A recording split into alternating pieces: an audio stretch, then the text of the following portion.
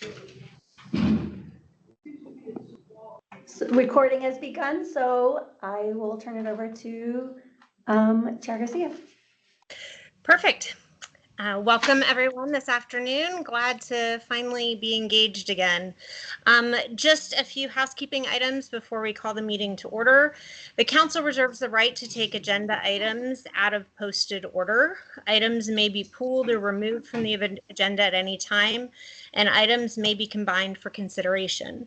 Members of the public may provide public comment in person or in writing via email. Public comment will be accepted via email for the duration of the meeting and shared with council members during the appropriate agenda items.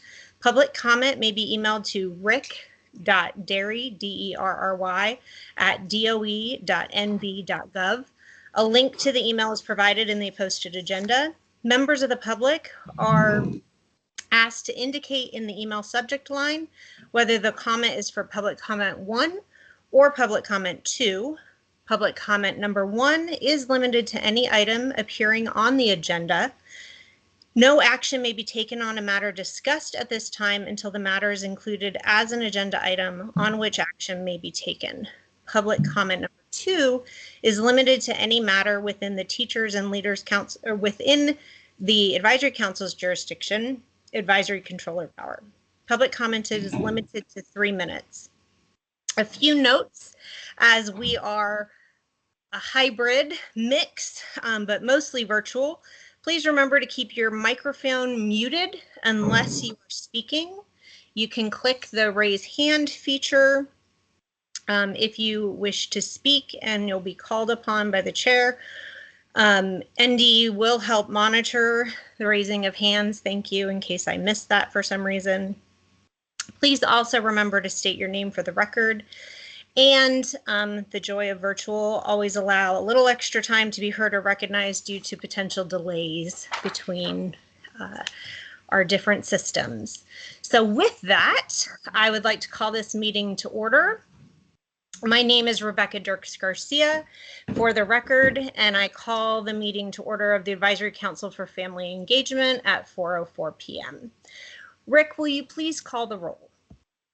Absolutely. And just want to see if you can hear me clearly, Rebecca. Perfect. We're good on my end.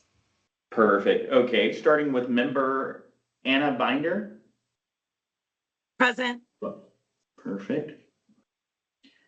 Vice Chair Tamika Henry. Present. Member Brandy Johnson. Present. Member Gary Schoolfield. Member Michael Roth.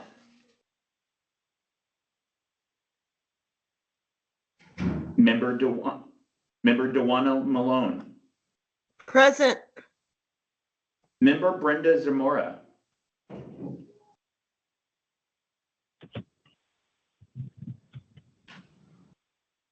Member Tom Hendricks. Present. I have a question as well. Okay. Give me one moment here. Once I finish roll call, I'll come back to you. Chair Rebecca Dirks Garcia. Present. Member Cecilia Gonzalez. Here. Perfect. Member Dina Neal.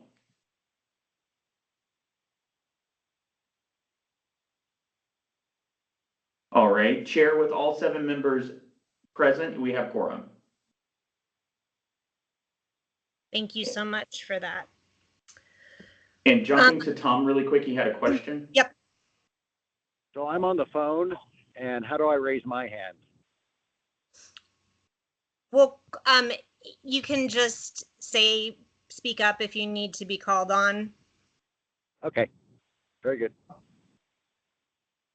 Thank you. And a good reminder to call for a voice vote so that everybody can participate appropriately. So thank you.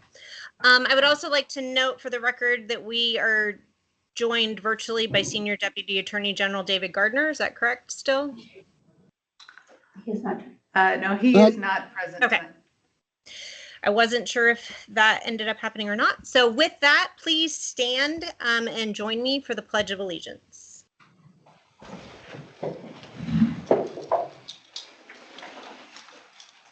I pledge allegiance to the flag of the United States of America and and to to the the republic for which it stands, one nation, under God, indivisible, with liberty liberty and justice for all.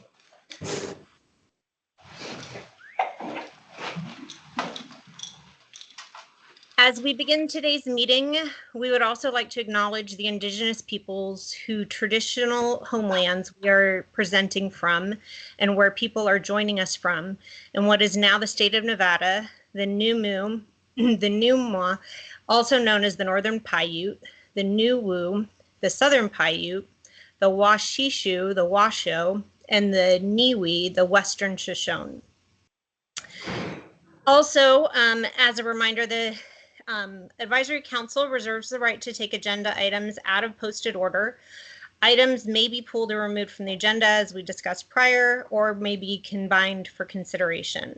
Should we encounter an issue with quorum, we've already certified that we have a quorum, so that shouldn't be an issue today. And as note, Annabelle Sanchez is currently on medical leave, and therefore we're joined today by Catherine Hoyt, who is the acting supervisor. And thank you for stepping in and helping get us back on track. And also I would like to welcome, we have several new members today who are called during roll call. Anna Marie Binder, welcome. Michael Roth, along with Assemblywoman Gonzalez. I know you're on. I heard you say present, so welcome. As well as Senator Dina Neal, who I don't believe is with us today. So thank you for being part of this and showing up today. Hi, this is Gonzalez. I just wanted to say thank you, and I'm looking forward to working with you all. Good to have you joining us. And not when it's 1,000 degrees. I saw you this summer when it was like 1,000,000 degrees outside. So a little cooler today. So our second item on the agenda is public comment period number 1. Public comment, as we discussed, public comments will be taken regarding any item appearing on the agenda. No action may be taken on matters discussed under this item until the matter is included on an agenda as an agenda item. There's a time limit of 3 minutes. There will also be another opportunity at the end of the meeting for public comment on any matter. The instructions for public comment were provided in the agenda. Is there any public comment in Carson City? This is Tina Statuki for the record. No, there is not. Thank you, Tina. Is there any public comment? Rick, is there any public comment in Las Vegas? There's no public comment here in Las Vegas. Rick, is there anything submitted, public comment submitted via email? There's no current public comment submitted via email. Thank you very much. So we will move on then to agenda item 3, which is information, discussion, and possible action regarding the approval of the meeting minutes from July 25th, 2023. Those were provided for review prior to this meeting. I will entertain a motion to approve the minutes of the July 25th, 2023 meeting.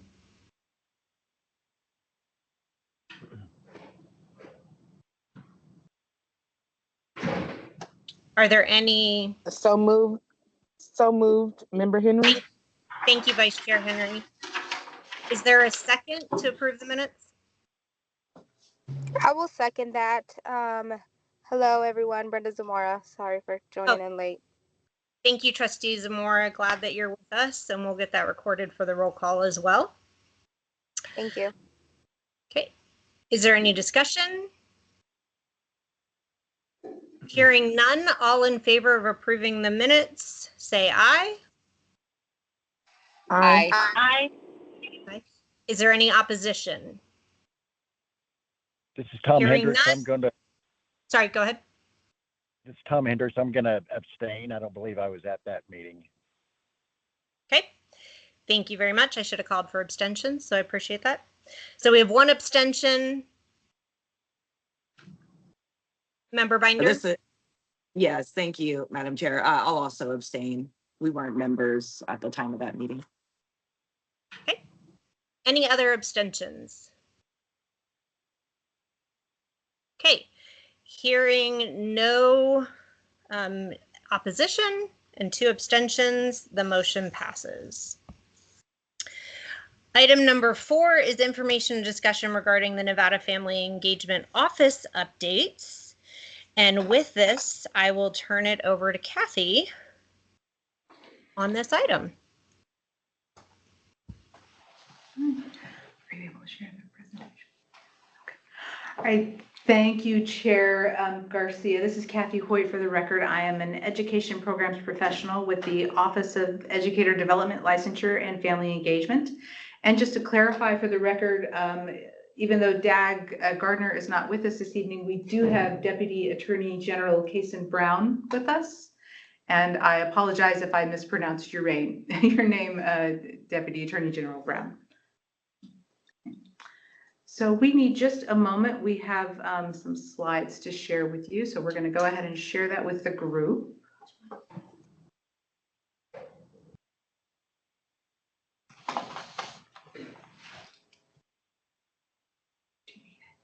Yeah. Okay, 1 second. Thank you, everyone, for your patience. The end of a long week always feels, short weeks always feel like long weeks. So What's the title? I just teamed it. Okay. As a teacher, I will definitely second that. It's pulling up. Okay, give us just 1 more minute. We apologize for the lag.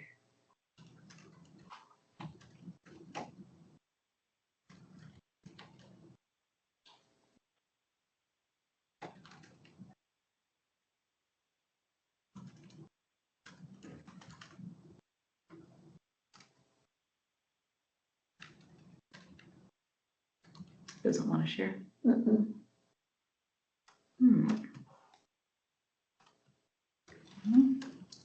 Again, thank you, everyone, for your I can do it patience. this way. Do you need me to join? Mm-mm. All right. So while we are waiting for that to come up, just to kind of give you a quick recap on where the council stands itself. So the Family Engagement Advisory Council has not met in a long time. So we do have some different updates to go over with you tonight. We are going to be discussing the updates for the Family Engagement Framework. Oh, there we go. Okay. And we'll be discussing 2 legislative reports for your consideration as well.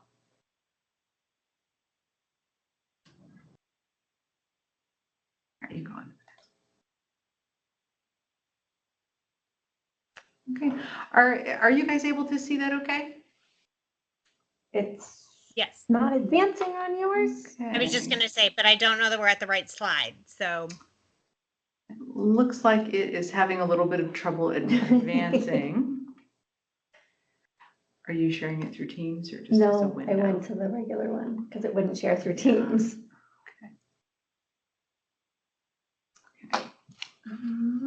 Okay. Let's try this one. All right, give us just 1 more second. Thank you, everybody.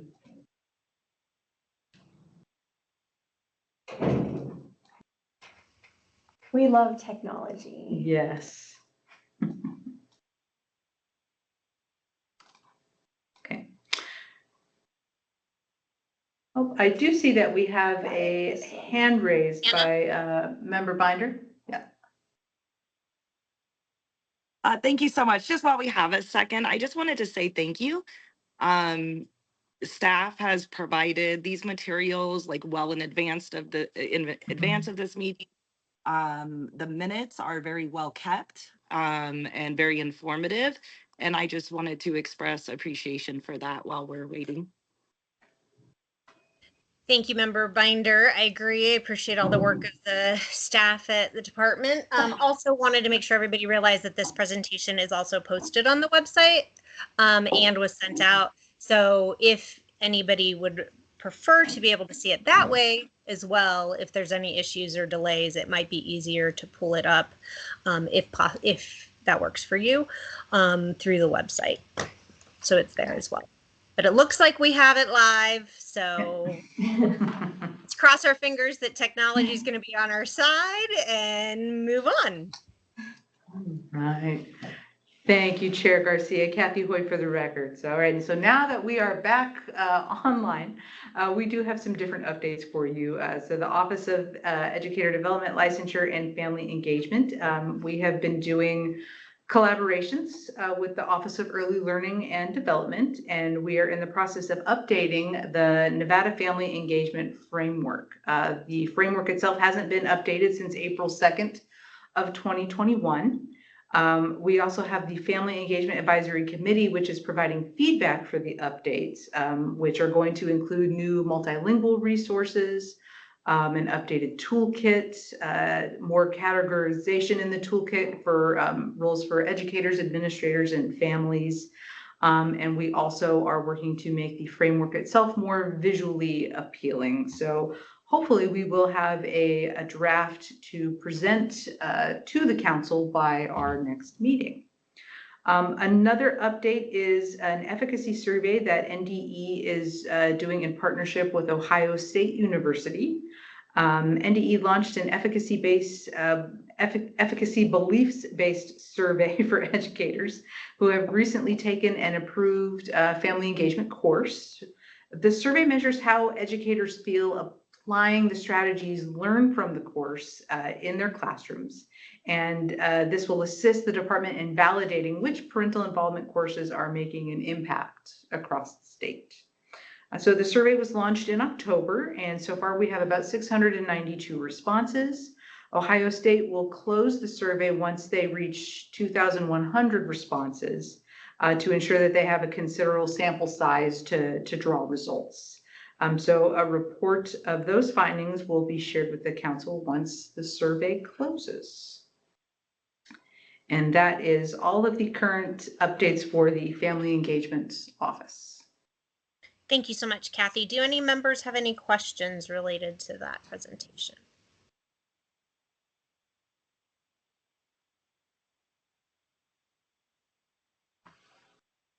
Okay, well, thank you. I know it seems like a very quick summary, but there's a lot of work and a lot of meetings that have been going into, especially the updates on the family engagement framework from many different stakeholders. So looking forward to seeing that come to fruition and get updated for where we're at right now in education and with families. So look forward to seeing that come back.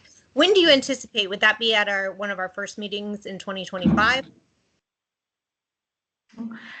Kathy Witt for the record. Annabelle Sanchez would probably be able to give you a more concrete explanation, but I would anticipate that it would be within our first couple of 2025 meetings, but we'll definitely keep the council updated. Okay, thank you. Any additional questions from members? This is Tina Statuki for the record. I've just been assisting with the creation of the framework and the template and toolkit, and we are anticipating having it ready for a final review at a meeting at the end of January. Thank you so much for that update. Okay, then we'll move on to agenda item number 5, information and discussion seeking feedback on the 2025 statewide plan for the improvement of pupils. And we have Lisa Ford, the Chief Strategy Officer with the Nevada Department of Education, joining with us to share information on this item.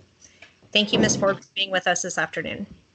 Good afternoon. It is a delight to be with you this afternoon. Thank you for having me. Lisa Ford, Chief Strategy Officer with the Nevada Department of Education for the record. Is it okay if I share my screen, Kelly Lynn? Great. Please do. Can everyone see the PowerPoint that's up? Yes. Wonderful. Okay, I always want to make sure that the PowerPoint can be seen so that I'm not talking and you're looking at me with blank stares. So wonderful. So today, I'm really pleased to present the proposal for the statewide plan for the improvement of pupils, which for the purposes of today's presentation, I'll be referring to as the STIP 2030. Today's presentation is really intended to demonstrate the work that's been collected over the last year between the departments and the measures the department staff has taken based off notes from members of the public, the State Board of Education, and members of our own staff.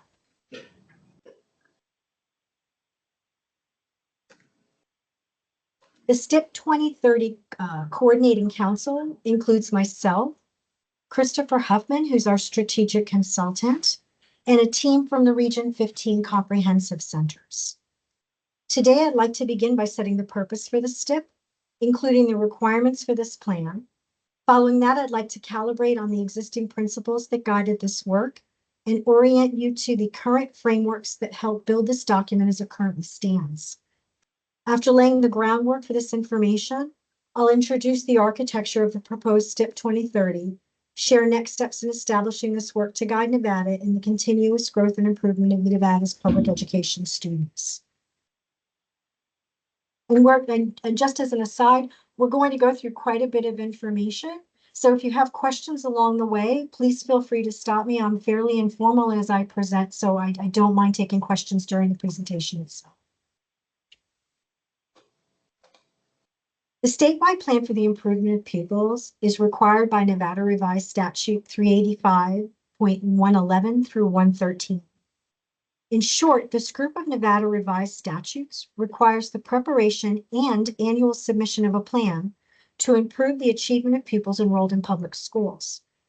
The contents of the plan are extensive and require a deep analysis of data, identification of common factors and/or concerns across the state, strategies to strengthen core academic subjects and improve academic achievement, and strategies to ensure students are college and career ready after graduation. The plan is required to identify the staff positions within the department that are responsible for overseeing each of the provisions within the plan. It should also identify a timeline for carrying out this plan. This 5-year strategic plan is based on data from previous years and designed to track the progress made in achieving strategic goals established by the department. NRS 385.113 identifies the duties that the state board has related to this plan, which include establishing clear defined goals and benchmarks, reviewing the plan annually to evaluate the effectiveness, examining the timeline for implementing the plan and provisions to determine if the goals and benchmarks have been attained, making revisions as necessary based on evaluation of the plan, and reviewing the plan to determine common problems that make recommendations to the department concerning how the department can best support the needs of schools. In addition to fulfilling the NRS requirements just shared, today's proposal intends to develop a common language related to efforts and activities around improvement, establishing expectations that adapt to changing landscape in public education, and provide an annual update on the state of public education and plans for improvement.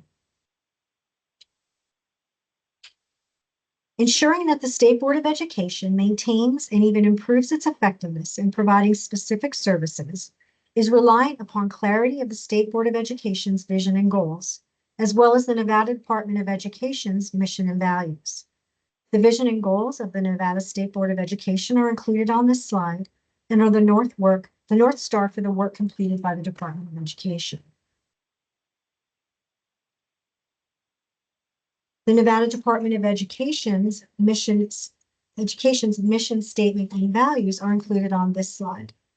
The work of the department is done through these lenses to ensure that all students and educators can be successful and feel that regardless of race, socioeconomic status, zip code, district, or setting, they're prepared for college and/or careers after graduation and can make positive contributions to local, state, and the larger community. It should be noted that the values are not isolated, but rather braided through all of the work that affects our students and educators.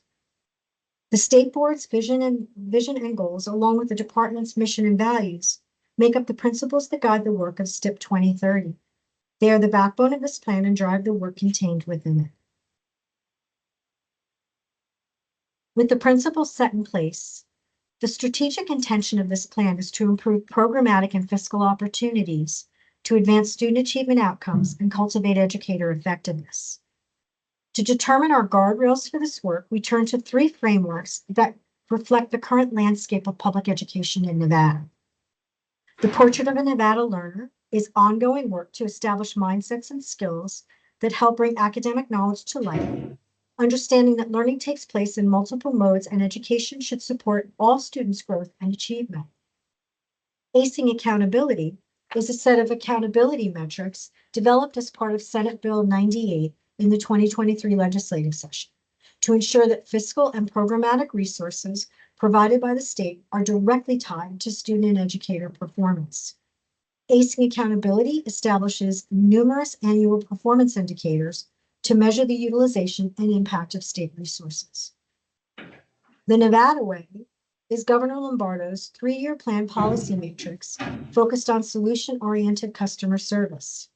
Education and workforce initiatives are the primary focus of this document, highlighting the administration's efforts on preparing students for college and career paths, improving accountability in education systems, expanding access to alternative education opportunities for students, and coordinating and integrating work training activities to meet the needs of Nevada businesses. As mentioned, these 3 frameworks helped build the guardrails that guide the STIP 2030 development. The principles and frameworks shared in this presentation help the Coordinating Council develop the new 5-year strategic plan required by NRS that we're calling STIP 2030. The work is immense and complicated with many moving parts that need to continuously evolve as the landscape of Nevada changes. To help categorize this work, STIP 2030 has 3 targets, which we aim to achieve through the work of the department over the next 5 years. Each of these targets are further defined by 2 to 3 initiatives. The initiatives were developed through analysis of statewide data and determining the need for systems improvement. Each initiative has identified success criteria, such as intended outcomes, action items, and specific deliverables that are drivers of the work. There are also timeline responses related to each initiative to chronicle progress made to date, as well as upcoming milestones. Department staff responsible for the work being done are also identified under each initiative. In addition to the initiative, each target includes annual performance indicators.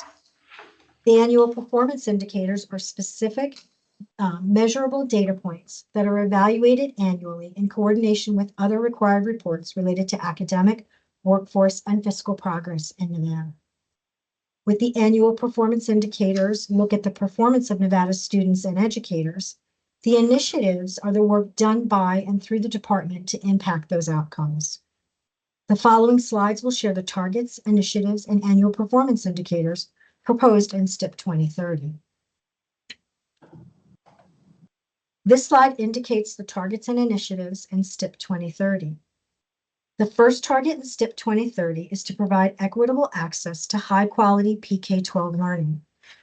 This will be accomplished through 3 initiatives: ensuring that all students can utilize the same educational opportunities across the state, leveraging data to all educators to facilitate decision-making related to instruction, and expanding specialized educational experiences and services, such as early childhood programming, college and career education coursework, school-based mental health services, multi-tiered systems of support, and services emphasizing students with exceptionalities, such as gifted and talented education programs, multilingual learner supports, individualized education plan systems, among others. Target 2 focuses on strengthening educator development, retention, and recruitment efforts. One of the keys to improving our students' growth and achievement is having educators that are supported and invested in the work.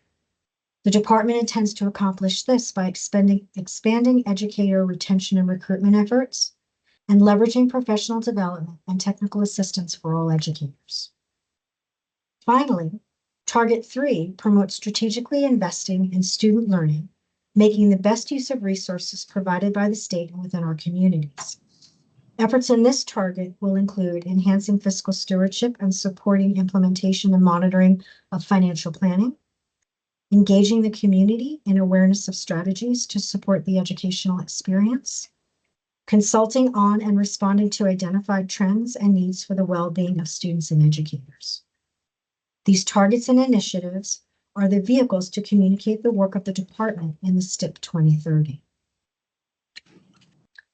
As previously explained, each target has a set of annual performance indicators that measure specific achievements. Senate Bill 98 of the 2023 legislative session required the superintendent of public instruction to establish metrics of performance for districts. Therefore, many of the indicators are duplicative of those found in a plan known as ACING accountability.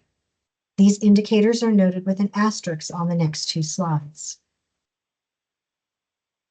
Can I just jump in really quick? Surely. Chair Dirks Garcia, for the record, I apologize. I always forget to say that. Part of this agenda item is feedback. And I don't know that maybe that's clear as to how you're seeking the feedback. And especially because this is a lengthy document, like you said, it may be helpful for people to bring up their comments in, as you're sharing versus waiting till the end. So maybe could you provide a little bit more detail on what type of feedback you're seeking from the council and our specific role to help get better information to you in this presentation? Lisa Ford, for the record. Yes, I'd absolutely be happy to do that. What I'm really looking for and what the department is seeking as we're bringing this document out to all of our constituent groups is feedback on actions you believe the department should be taking in the advancement of student achievement outcomes, whether they be related to school mental health, attendance, achievement outcomes, the things that are important to you as a citizen of Nevada that you believe the department should be considering moving forward. So as we're looking at the targets and the annual performance indicators, if there's something you see within a performance indicator that isn't clearly reflecting what you believe it's meant to reflect, or something that you'd like to see added to the document, please speak up and make that aware. I will make sure that you all have my my personal email address at work, so that you, as things occur to you, that they may not at this meeting in this moment, but as you go back and look at this document, as things occur to you, please send them to me. This is a living, breathing document that's iterative in nature.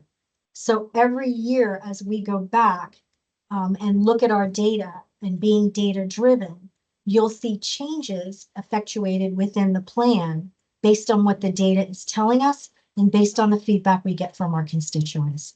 Does that make sense?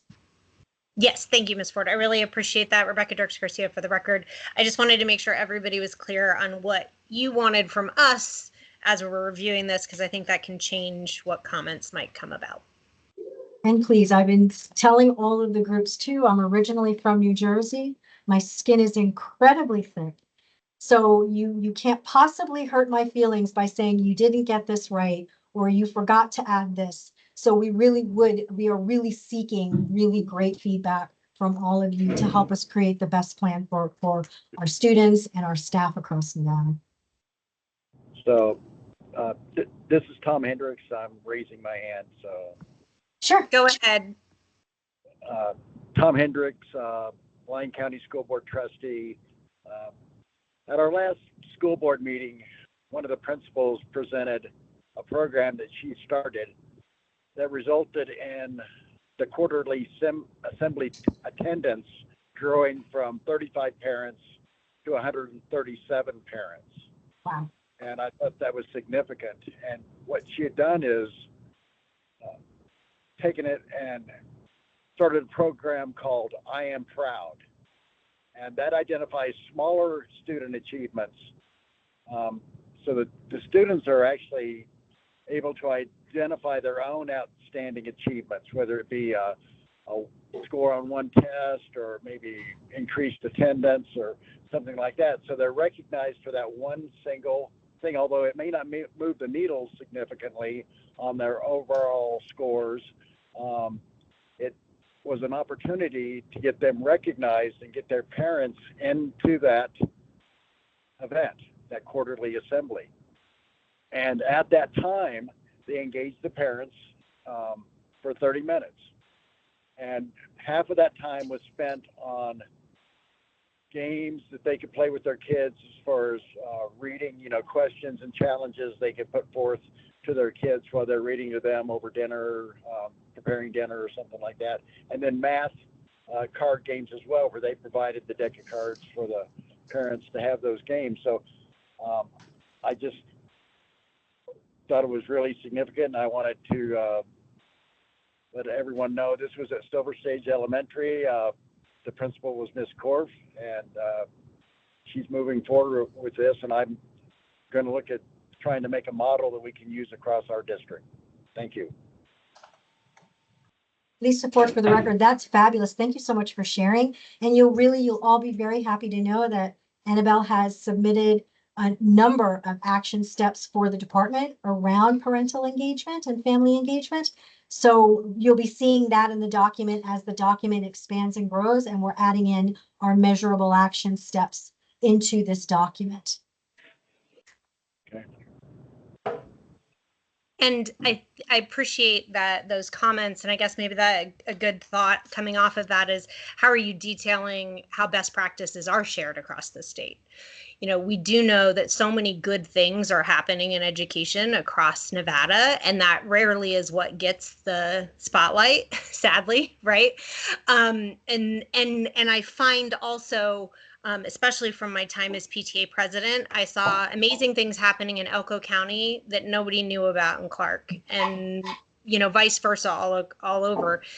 And there's such a disconnect that more sharing of those best practices, and I don't know if that's incorporated somewhere that we're just not quite seeing as overtly, but would think that would be a really helpful way to also impact across different stakeholder groups, because it helps everybody when you don't have to recreate the wheel.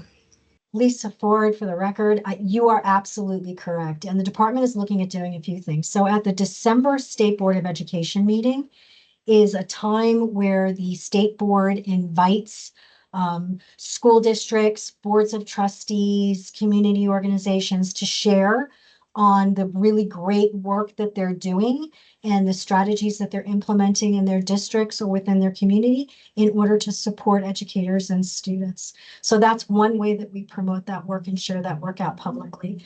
And that agenda should be posted within, I believe it should be posted by next week. And you should be getting, your boards of trustees should have been getting an invitation to attend that event in December, or will be getting that next week if you haven't received it yet. Additionally, the department is looking at putting together a quarterly newsletter. So we're looking at kind of highlighting, what are the great things that the department's doing and what are the great things that our districts and schools are doing across the state of Nevada in support of educators and students. So we're also looking at that. So I'm glad you're bringing all these things up, because these are the aspects that we need to highlight across our state to show that there are some wonderful things happening across our state. And we need to highlight those and make people aware of them, because they're programs that people might want more information about so that they can bring them into their school or their district. So thank you very much for sharing that. I did want to tell you that there will be a draft implementation guide that's in the process of being developed. That's a full draft of the entire plan. And that will have specific measurable aspects of each annual performance indicator. We want to bring to your attention the fact that the metrics expect annual growth, thereby allowing them to respond to the most recent data available. To that point, many of the metrics are also have the capacity to be reported out on quarterly. And in order to promote transparency in the work of the department and the outcomes that we're deriving from the work that we do, we will be presenting those quarterly to our State Board of Education so that we can get that work out there and people can see the great work that's going on in the department in support of educator outcomes. Yes, Ms. Binder? Oh, thank you. What is the last reportable data year that we're working with right now? 22, 23. Because we're in 22, we're in the 20, I'm sorry, 23, 24. We're in the 24, 25 school year. I had to stop and think for a minute though. It's late and certainly haven't had enough coffee today. Sure. Yeah, you just saw me drinking a cup. Yeah. And then I'm jealous. Is Who's the speaking? I'm data? sorry. Oh, I'm sorry, Anna Binder. I'm sorry for the record. The data that you're going to integrate into that plan, is that I'm just seeing a familiarity with the indicators. And so I know, annually the state, right, we meet and have these indicator data meetings, to implement into our, oh my gosh, SPP, if I right, Yes. all those Yes. acronyms, right, our state performance plan. And so when were those meetings held this year for these indicator groups? So the data was, the last set of data that was reported for the STIP was reported in March of 2025 at the State Board of Education. Throughout the course of the year, in September, I believe the Nevada School Performance Framework data was presented, and so on and so forth. So at different junctures throughout the year, there's different legislative triggers for data reports. So generally, those are all reported at the State Board of Education, and they're released publicly through press releases. And all of that data, if you're ever looking for specific data related to a district or a school, you can go to the Nevada report card to seek out really specific data if you're like me and you like to kind of noodle in data. Thank you so much, Anna Binder, again, for the record. And then I'm just assuming that the actual indicator data and things will be integrated into that other draft plan that you're referencing. Lisa Ford, for the record. So some of those will. So you'll see you will see overlap within the statewide plan for the improvement of pupils across a number of different reporting categories that are given. And then you will also see unique data that is unique just to the STIP. So we'll be looking at all of it. When you get the draft implementation guide, the first section of the draft implementation guide is various data. So the plan is driven by data. We do it first intentionally so that everyone knows this is a data responsive plan of action. These are great questions. Any other questions, or I'll go to the next slide.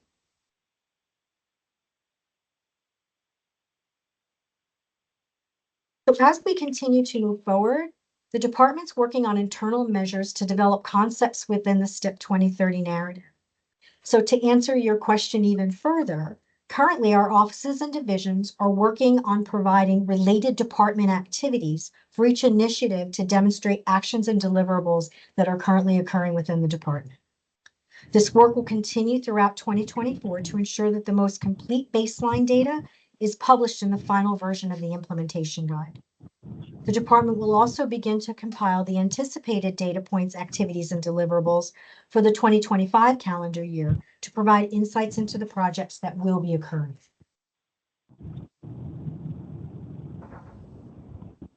So as we're looking ahead, this slide shows our proposed timeline.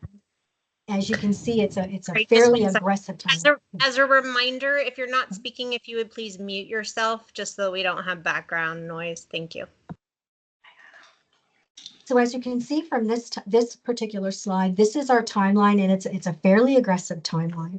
So where we are right now is the department is continuing to collect those data points and action steps. And we're bringing the plan framework to constituent groups such as yourselves to get feedback on that plan so that we make sure that all voices are heard and that everyone has an understanding of what STIP 2030 contains, because it impacts every single person across the state of Nevada. We'll be then holding calibration meetings when we get our final draft of that implementation guide. So I will make sure that Annabelle gets a copy of that so that she can share that guide with all of you, so that you can really dig into that guide and provide additional feedback. We're then looking to present at the January 2025 State Board of Education meeting, the STIP plan for approval by the board. So every March, the plan is due to be approved. We're presenting it in January so that if there are any revisions that are requested by public and by the board, they can be included so that we can make that deadline by March.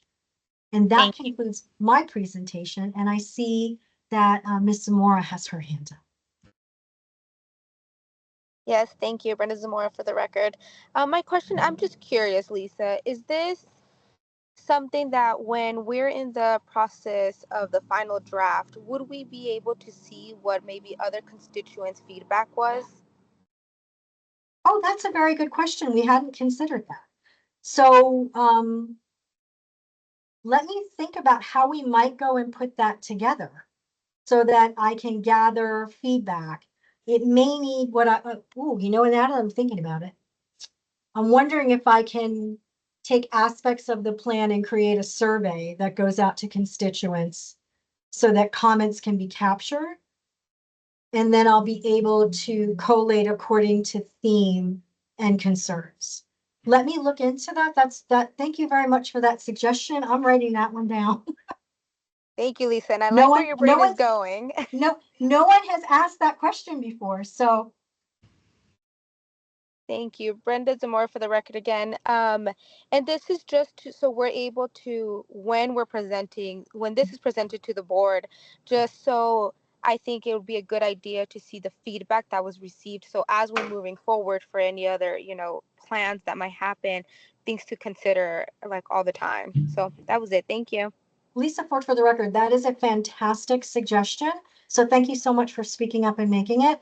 It's something that I'm going to really look into to see how can I do that so that it's easily collectible and digestible. Ms. Binder. Anna Binder, for the record. I'm giggling because I want to add or piggyback to Trustee Zamora, because you mentioned another survey earlier in the presentation that was going out to educators. I'm sorry, that was on the other agenda item, but would we be able to see those survey results as well? So I'm not sure of Lisa Ford, for the record, I'm not sure what survey you're referencing. Maybe Ms. Hoyt can help me with that one. Yeah, I was just going to say, Rebecca Dirks Garcia, Kathy, I think this is a question for you regarding the Ohio State survey that's being done. Sorry, yeah. Oh, Kathy Hoyt, for the record. So I think that those results would definitely be shared with the council once the survey itself is closed. And like we had previously mentioned, they are waiting to have 2,100 responses for the survey before they'll start, disaggregating and calculating the data. So once that happens, we'll definitely update the council. Thank you so much for that. And Lisa, we just sent out a survey like that through our autism commission. Mm-hmm. And so I guess I could forward that contact information because we had to do it for like our, thing. And they set it up in Google Forms, like really super great. So when it all came back, there was very little work to do with it, and bringing it back for presentation. So I'd be happy to connect you with that for ease of work. Thank you. I would appreciate looking at that. I also, Lisa Ford, for the record, I also have access to a survey platform that does all of that behind the scenes analytics for me and is very helpful. Yes. So I just need to see how I lay this out so that it makes sense within a survey format. I don't want to overwhelm people in a survey, because if a survey is not easy to take, then people just tend not to finish engaging in the survey. We just ran a similar survey for high school start times. So I'm going to work with my vendor to see what I can do to really make it easily digestible for public so that we can get great feedback. So thank you very much. No, thank you, Anna Binder, for the record. I just always cringe, right? We have these conversations and then you got like excited, but then I cringe because you guys have your plates like so full. So no, thank you so much for that. Are there any additional comments from members? I just wanted to share a couple thoughts. Appreciate the kind of areas of focus. I think those are really important. Rebecca Dirks Garcia, for the record, those are really important as key items that our state needs to be paying attention to and looking at. I guess just one of my first questions would be, obviously, this is a document that resides at the state level with the Department of Education, but the success of all of these things relies heavily on the districts and local implementation or local action. And so how are you looking to track, capture data, share in the decision-making processes and monitoring processes so that that actually becomes successful? I say this because so often, and I've seen this dip over the years many times, and I, have had some conversations where people are like, well, that's in the STIP. I'm like, who knows that's in the STIP? Who knows that anything's happening with it? And that seems to be an ongoing challenge. There's some great work happening. There's some great documents. There's some great data that gets collected that paints a picture, but then the actual boots on the ground reality don't always match.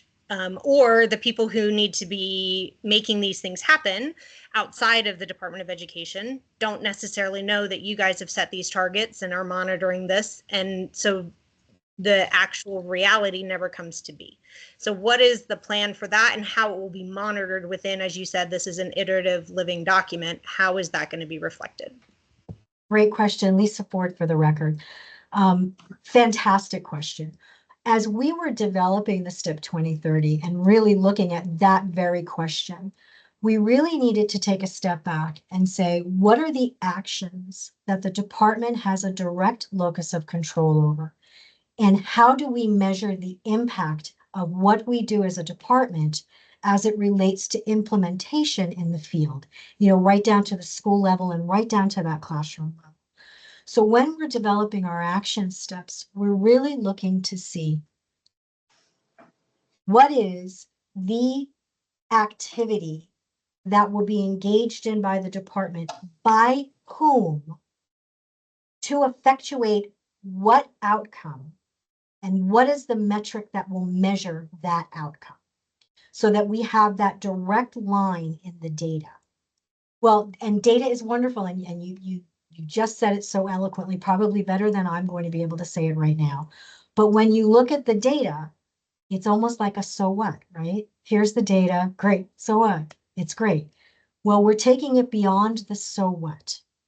And that's why the STIP 2030 is a data responsive plan.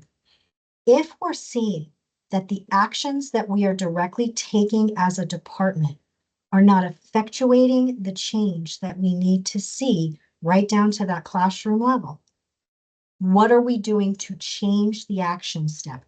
Did we design the action step correctly?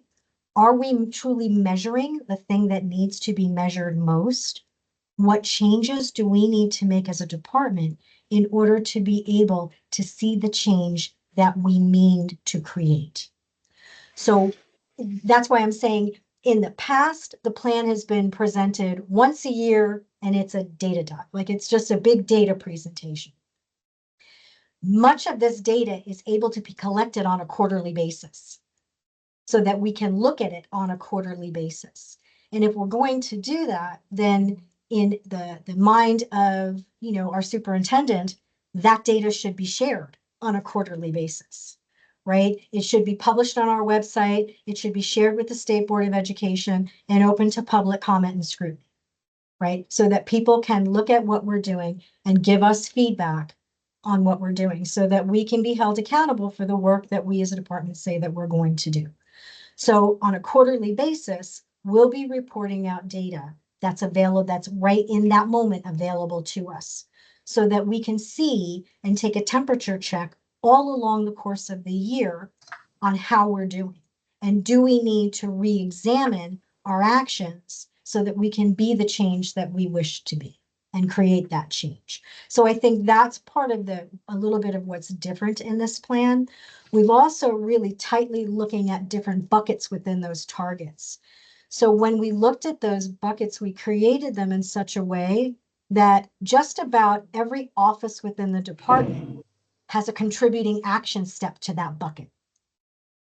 And when we look at those contributing action steps to those targets of work, what we're really looking at is how do we effectively and efficiently collaborate cross office within the department to bring to bear the resources we need to make the greatest change. So that's one of the aspects of this plan that we'll be moving forward as well. Did that answer your question?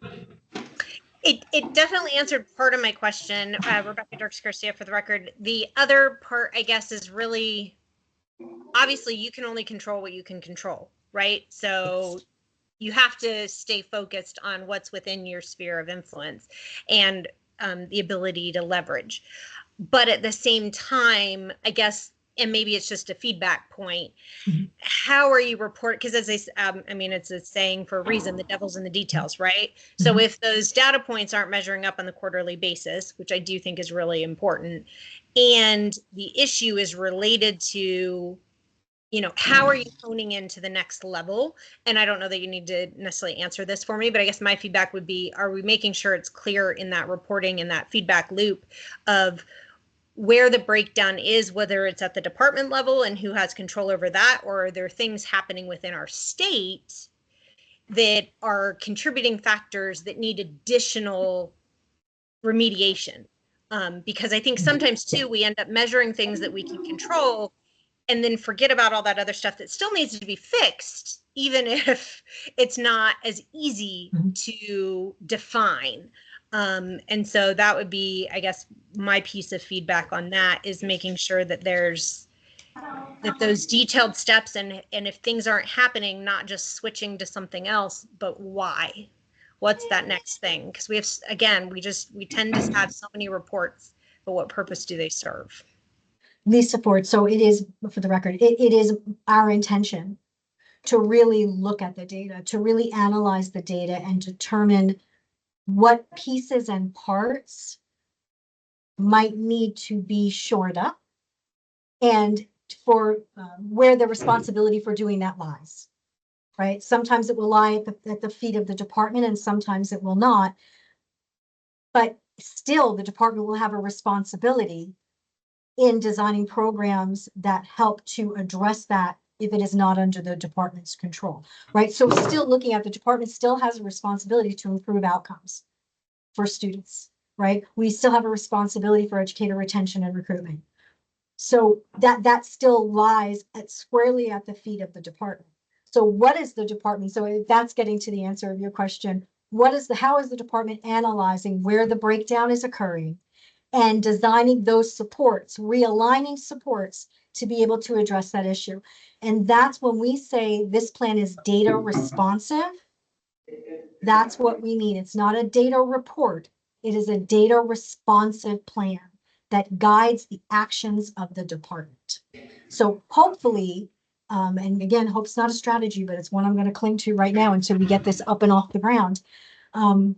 We will get to that place over the course of that first year, that 2025 year, where we've got a cadence of data collection, data analysis, data autopsy, if you will, of our action steps, revision of the plan, relaunch.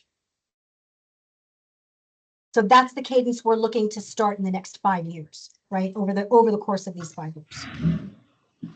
Rebecca Dirks Garcia, thank you so much. That is very helpful and definitely hits where I was trying to get to. So appreciate that. Any other comments from members before we close this item? Thank you, Lisa. Contact information is on the screen as you've already shared. You're open to receiving emails if people have ideas that strike them after this meeting as well. Absolutely. And obviously, people can share with their constituent groups too if they have feedback that should be brought in. Thank you so much for giving me so much of your time this evening. I appreciate it. Thank you for joining us on the tail end of a week. Appreciate it. Have a wonderful Okay. weekend. Thank you. You too. So with that, we will move on to agenda item number 6, information, discussion, and possible action regarding the Advisory Council for Family Engagement's 2024 legislative report. So for everyone, a little background, and Kathy, you may touch on this more, but the council, as we've mentioned, did not meet for quite a bit. We had a number of different issues with staff turnover at the department side in the department, as well as trouble obtaining a quorum for meetings, and changes in who the members were on the committee. So it was kind of many different things impacting. And so that's why before you today are 2 different reports. One is overdue, one will be needed to be turned in very quickly. And so that's why they're both on our agenda, but separate and distinct. And with that, I'll turn it over to Kathy for the more formal presentation. Thank you, Kathy Hoyt for the record. Like Chair Dirks Garcia was saying, we do have the 2024 legislative report, which is overdue. It is per NRS 385-620 as part of the duties of the Advisory Council. There are multiple duties, but specifically one of the duty items is that on or before February 1st of each year, a report needs to be submitted to the Director of the Legislative Council Bureau for transmission to the legislature in odd-numbered years, and to the Legislative Commission in even-numbered years, which describes the activity of the Advisory Council and any recommendations for legislation. So we're going to begin with this agenda item, which is the 2024 report. It was a draft was included as part of the meeting materials, so the council should have had an opportunity to review the report. The portions that were in red in the draft versions are updates since the last time that the report was reviewed by the council, but much of the information was kept the same. We do have kind of a spreadsheet view for you to kind of follow along as we kind of go through the report as a council. There was a section that was added to the report just to include a little bit more efforts about how with the Nevada Family Engagement Framework, how we are adding updates in regards to early childhood. And that would have been on page 5. But as you can kind of see on our screen there, the council had previously made recommendations for legislation, which is part of the report. The council has an opportunity to do some different things with the report. We can have a discussion about changes to the language. If the council would like to offer changes to the language, the council can make new recommendations. The council can approve the report as is and allow NDE to go ahead and forward it off to the legislative office. If the council would like to add recommendations or make changes, a motion would need to be entertained to approve each individual recommendation. If it was added to the report, it would have to be voted on by the council. So looking at the recommendations for legislation, beginning with that, does the council have recommendations or changes to the language that is provided?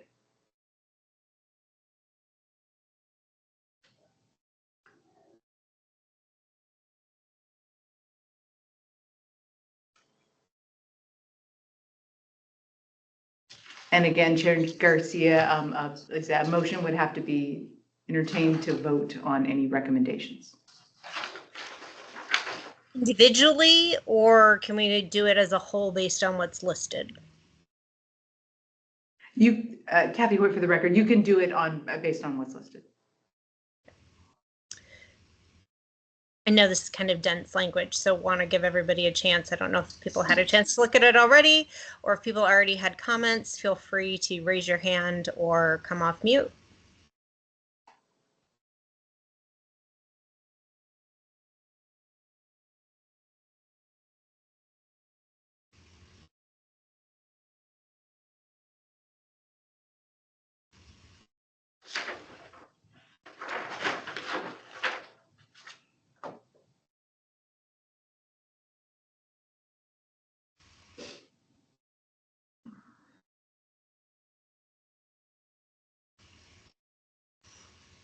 If there are no comments, does anybody feel comfortable making a motion to approve the report, the recommendations as presented?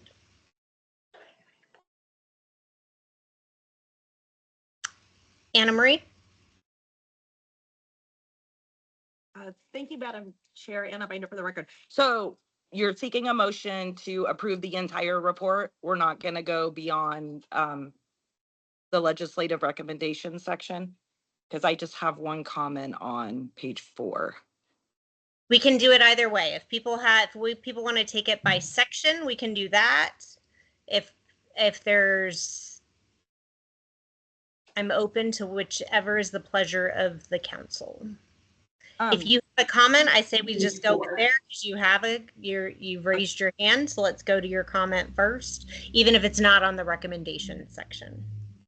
Okay, thank you. Anna Binder for the record. So when I reviewed these, the only thing I see is when on page 4, when we are looking at the reviewing Nevada best practices, and I know they're 2 different reports, but I just caught that under reviewing Nevada best practices in the 2025 version, it has the expanded language instead of parents.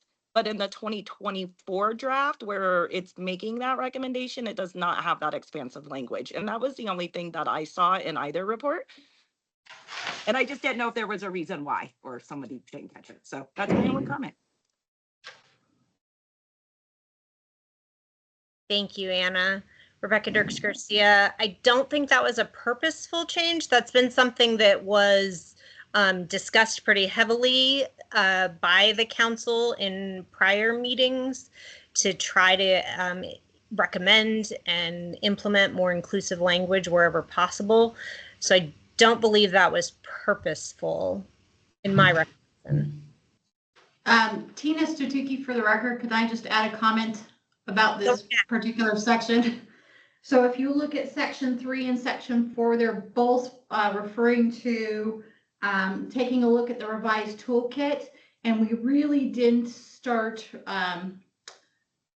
breaking down the toolkit itself into those specific educator groups until the committee convened this year after February 2024. So on the Framework Advisory Committee, the group that is helping us recreate or revise the framework and toolkit met, that language reflects the changes that were decided upon with the revision of the framework itself, not on all the other items that the this council has talked about in the past. So the new language was talking specifically about how we're revising the framework to reflect what the council had brought up previously. Okay, thank you. So that's more of a date reflection because of the work that the framework is going through. Does that answer your question, Anna? Yeah, and thank you for that. I just, like I said, just it was the consistency of it. It was like, so yeah, but yes, thank you.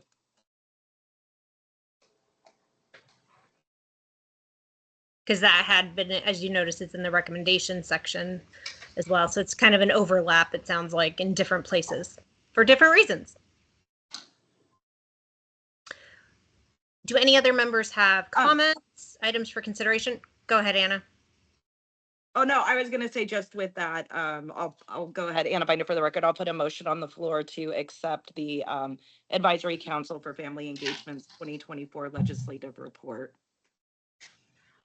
Thank you. Is there a second to approve the report with recommendations as outlined? Randy Johnson for the record, I second. Thank you, Member Johnson. Is there any further discussion? All in favor, say aye. Aye. Aye. Any opposed? Any abstentions? Okay, the motion passes and the report is approved as presented today. Thank you so much for that. And so we will move on to agenda item number 7, Information, discussion, and possible action regarding the Advisory Council for Family Engagement 2025 legislative report. And I will hand it back over to you, Kathy, for this next one. Thank you, Chair Dirks Garcia. Kathy Hoyt for the record. So the 2025 legislative report, again, if you had a chance to look at the draft, updates to that report were also listed in red text. Just to go over some of the modifications so you understand the differences between the two. The first modification made in this report is under the recommendations for legislation section. And the new inclusion includes funding a platform to collect and analyze family engagement data to determine the extent to which the level of parental involvement and family engagement affects the performance, attendance, and the discipline of pupils. On page 4, for the section of NRS 385.620, item 3 and item 4, there was just included added language mentioning target audiences for the framework, just making sure it was more inclusive about families, teachers, counselors, administrators, and the district, state, and community leaders. On section 6, it notes involvement with the Office of Safe and Respectful Learning Environment and sessions applicable to family engagement when it came to a family engagement summit. So working with what we call the OSERLI office, it emphasized, again, family engagement, performance, attendance, and discipline. And we will talk a little bit more about those sessions in the next agenda item and how they were presented. So it also emphasizes the legislative recommendations explained earlier to fund a parent engagement survey and platform. And other than that, there weren't any additional updates to the report as the council has not had an opportunity to convene. So again, it would be the same process if the chair would like to entertain a motion for recommending the report as is, or if members would like the opportunity to read and discuss. Thank you so much, Rebecca Dirks Garcia. For the record, I just have one clarifying question for everyone's information as well. So the request for funding, that's really kind of coming from the department to us for concurrence. And I guess my question is, how do you see that platform interacting or collaborating? And I know that's probably the wrong word necessarily, with, for example, the survey that's being done with the Ohio State, which is talking about similar concepts in training. Like, how are you thinking of integrating those pieces at all in the sense of teacher training regarding family engagement and then outcomes?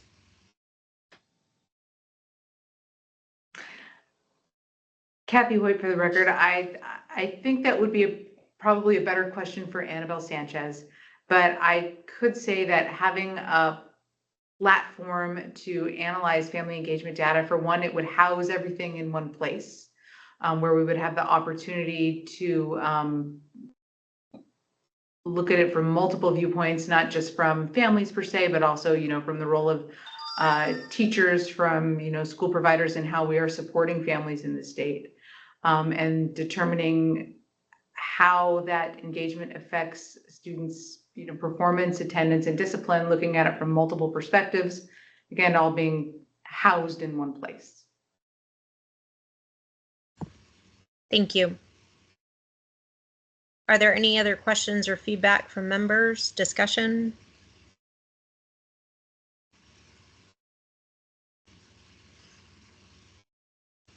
Hearing none, is there a motion to approve the report as presented?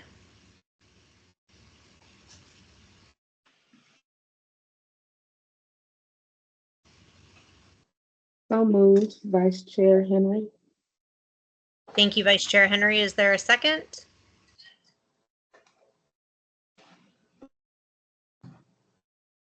I can second. This is Trustee Zamora. Thank you, Trustee Zamora. Any further discussion? All in favor, aye. Aye. Aye. Any opposition? Any opposed? Any abstentions? The motion passes. Thank you so much. We are coming to the end of our agenda. I know everybody's ready to, I appreciate everybody hanging in as we finish up this week. So we will move on to item number 8, which is information discussion regarding the Family Engagement Statewide Summit. And I'm going to have Kathy again, you're in the hot seat for us. Not that it's a very hot seat, so. Kathy Hoyt for the record. I'm happy to step in and assist the team, and just to acknowledge again, we have a lot of support tonight from the Ed Life team. So we're all in this together. It truly takes a village.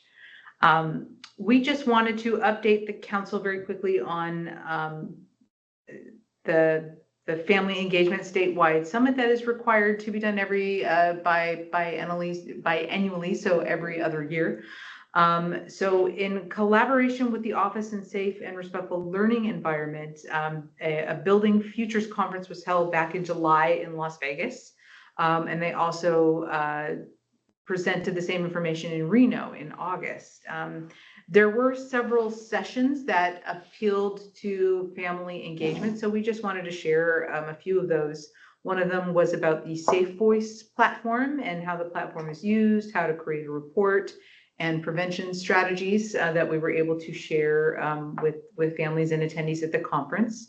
There was information about social emotional learning and the military connected child, which was intended to increase awareness and understanding of experiences and challenges facing children in military connected families. The presenter was fantastic. It was Kelly Lynn Charles did a great job as she facilitates our Purple Star schools here in Nevada. And then we also had Dr. Pam Junell give information in relation to the McKinney-Vento Continuum Service for an innovative approach for homeless and foster care students and how to implement different programming to better assist those students and their needs. So the Family Engagement Office is going to continue a cross-office collaboration for an upcoming Family Engagement Summit that we are potentially going to be hosting in June. We will definitely keep the council updated as to that. And we hope to include more sessions for early childhood, more interest in having actual families participate within the summit. So if the council has recommendations for sessions, for keynote speakers, or any organizations that you feel would be involved, you can reach out to Annabelle Sanchez or anyone in our office and be a collaborative partner in helping us plan that summit for June.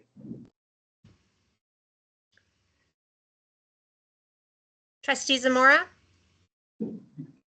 Thank you. I just want to make sure that this will probably be after Sine Die for legislative session. If possible, that would be my recommendation.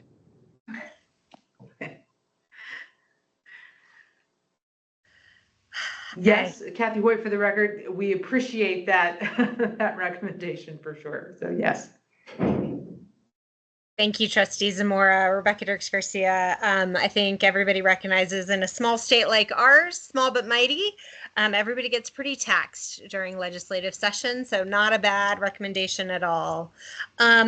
One of the two thoughts that I had just to share on this, one, to make sure, I like the collaboration between departments. I think that's a really good fit on the topic of family engagement because so many issues that I hear from families really do relate to schools, mental health, safety, those types of things. But as I've already shared before and always have to do it again, is just to make sure that there is really a focus on making sure that family voice is present in the summit, and that families feel invited and that they have a place in the conversation. I know sometimes there's an effort to kind of do separate tracks, which I understand to a degree because sometimes the workshops aren't necessarily the same for all stakeholders, but I think sometimes that just furthers the silos rather than helping break them down. And then one additional suggestion would be a lot of times when you survey families about like, what do you want to hear? You don't get a lot of answers. If you survey families with what's not working, what do you wish was different in your school community, your family engagement that has existed with your kids, it's amazing the different answers you get. And then you can craft sessions to address those pain points versus assuming that parents have to come up with the solution for us before we present the workshop. So just a suggestion in getting more holistic feedback from families and making sure that we're finding ways to address the pain points for families and educators when it comes to family engagement. And I think some of those pain points have really evolved post-pandemic. And so trying to ascertain what really needs to be looked at and what would be the best use of that summit in content, I think does require a reach out to families and educators of what do they need tools with to address right now. Those are my feedback. Any other feedback from council members? Sorry, obviously I can't speak. Ready for the weekend.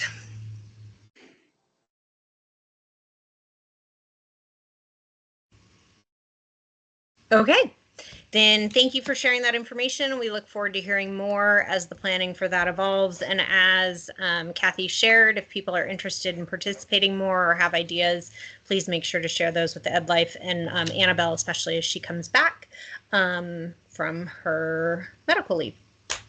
So with that, we get to agenda item number 9, which is a discussion regarding future agenda items. There's several that, I don't know, Kathy, do you want to propose the ones that we've already, there we go. You have them on the screen. So obviously we've already touched on this today, the Nevada Family Engagement Framework, meeting and meeting dates. One of the other items that we realized in planning for this meeting is that there are some terms and appointments that potentially still need to happen to fill vacancies, and then also an election potentially, or there will need to be an election for a new chair, vice chair, et cetera. Kathy Hoyt for the record, and just to kind of expand on that, Chair Dirks Garcia, the January 31st meeting date was only mentioned as if needed. And that was in regards to whether or not if the reports were approved or if they were sent back for new recommendations. But since the reports were approved, we wouldn't need to have that January meeting date. But Annabelle had planned on sharing a survey with members to solicit availability for future meeting dates and times, best time of day for the council and best day of the week. So potentially the next meeting would likely be sometime in February for the council. And as you had mentioned, we would need to discuss elections and possibly open meeting law training provided by the DAG. Rebecca Dirks Garcia, additionally, right on that, although that January 31st isn't needed because we did pass the reports, we are hopeful to try to get a meeting calendared early in 2025 so we don't hit the same issues that we've continued. This has been an ongoing issue for this council for quite a while. We pull from a lot of different groups, and then trying to get enough people who can come at the same time creates some challenges. So the earlier we can get something calendared for 2025, that helps ensure that we have a better meeting frequency. Are there any other agenda items that members would like to suggest?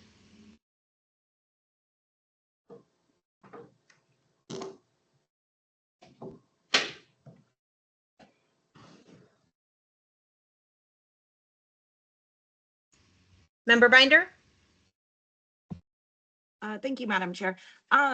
Annabelle does incredible work on that early childhood parental engagement stuff. So I didn't know, because you said you haven't really been meeting, maybe if we know she's coming back for the next one, would be potentially hearing an update from her because they've really done some really incredible work in that area. Thank you, Member Binder. We will definitely include that on our list of potential items.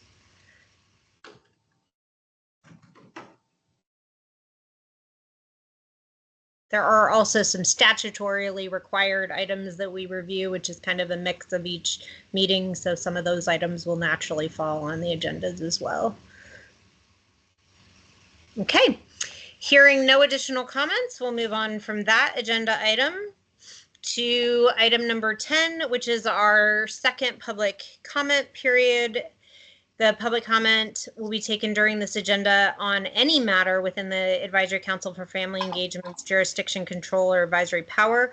No action may be taken on matters raised under this item until the matter is included on an agenda item on which action may be taken. The time limit is 3 minutes. Is there any public comment in Carson City?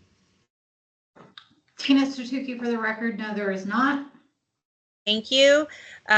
Is there any public comment in Las Vegas? There's no current public comment here in Las Vegas. Rick, did any public comment arrive via email? No public comment submitted via email. Perfect. Well, again, thank you to everyone who has joined us this afternoon. Excited to work with our new members and appreciate those who have served who may be concluding their terms as well. And thank you for your dedication to improving family engagement in our state. And with that, if there are no objections, I will adjourn this meeting at 5:28 p.m. Have a great weekend. Thank you. You too. Bye-bye.